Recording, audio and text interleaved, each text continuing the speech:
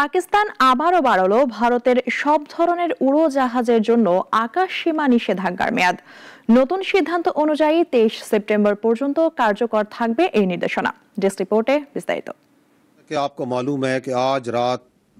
ভারতের সব ধরনের উড়োজাহাজের জন্য আকাশসীমা বন্ধ রাখার সিদ্ধান্ত বহাল রেখেছে পাকিস্তান এয়ারপোর্ট অথরিটি জানায় এই নিষেধাজ্ঞা কার্যকর থাকবে আগামী 23 সেপ্টেম্বর পর্যন্ত।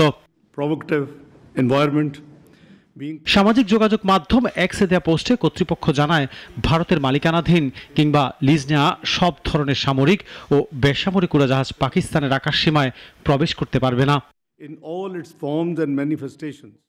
গত 22 এপ্রিল ভারত নিয়ন্ত্রিত জম্মু কাশ্মীরে সন্ত্রাসী হামলায় 25 জন পর্যটক নিহত হওয়ার পর দুই দেশের মধ্যে নতুন করে উত্তেজনা দেখা দেয়। পরদিনেই পানি বন্টন চুক্তি স্থগিত করে ভারত পাল্টা পদক্ষেপ হিসেবে 24 এপ্রিল পাকিস্তান নিষিদ্ধ করে ভারতীয় উড়োজাহাজের আকাশসীমা ব্যবহার। এরপর থেকে কয়েক দফায় বাড়ানো হয়েছে নিষেধাজ্ঞার মেয়াদ। এর আগের নোটিশ অনুযায়ী 22 আগস্ট পর্যন্ত কার্যকর ছিল নির্দেশনা। সর্বশেষ সিদ্ধান্তে তা আরও এক মাস বাড়িয়ে করা হলো 23 সেপ্টেম্বর পর্যন্ত।